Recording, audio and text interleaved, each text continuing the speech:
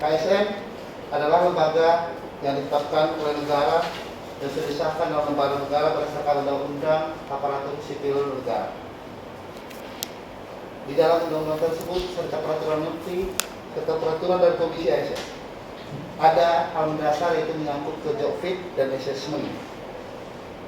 Semantap menghadirkannya untuk Anda penjelasan dari Ketua Komisi ASN Republik Indonesia tentang perbedaan yang paling mendasar job fit dan assessment. Silakan. Jadi kalau assessment itu untuk mengukur kemampuan manajerial seseorang,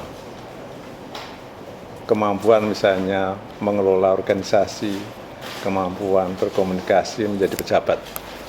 Nah, di dalam job fit itu adalah uji kompetensi yang sifatnya kompetensi bidang. Nah, ini tentu beda kalau assessment biasanya digunakan untuk seleksi terbuka.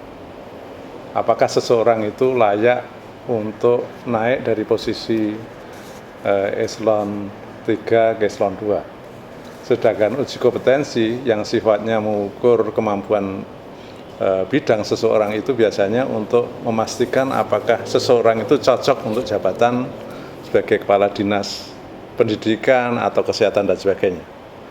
Nah, kalau di dalam uji kompetensi itu tidak dimaksudkan untuk menonjolkan seseorang, karena sebetulnya dia sudah lolos pada assessment kemampuan manajerial. Dia hanya memastikan posisi yang bersangkutan itu cocok tidak dengan bidangnya. Apakah dia cocok untuk bidang pendidikan, apakah dia cocok untuk bidang kesehatan dan sebagainya. Jadi tidak ada dan tidak boleh digunakan untuk menurunkan atau menonjolkan seseorang. Kalau saya tangkap poin utamanya, job fit adalah mutasi setara ya. Misalnya eselon 2, oh dia ada udah jenuh di ke eselon 2 lain, jabatan pertama. Kalau assessment dia promosi atau demosi, gitu ya, Ya, jadi kalau untuk assessment itu untuk memastikan kecocokan kemampuan manajerial seseorang. Tapi kalau uji kompetensi bisa jadi seseorang sudah di posisi jabatan kepala dinas tertentu, tetapi kemudian mungkin ketika dievaluasi atau diuji kompetensi lagi mungkin tidak cocok.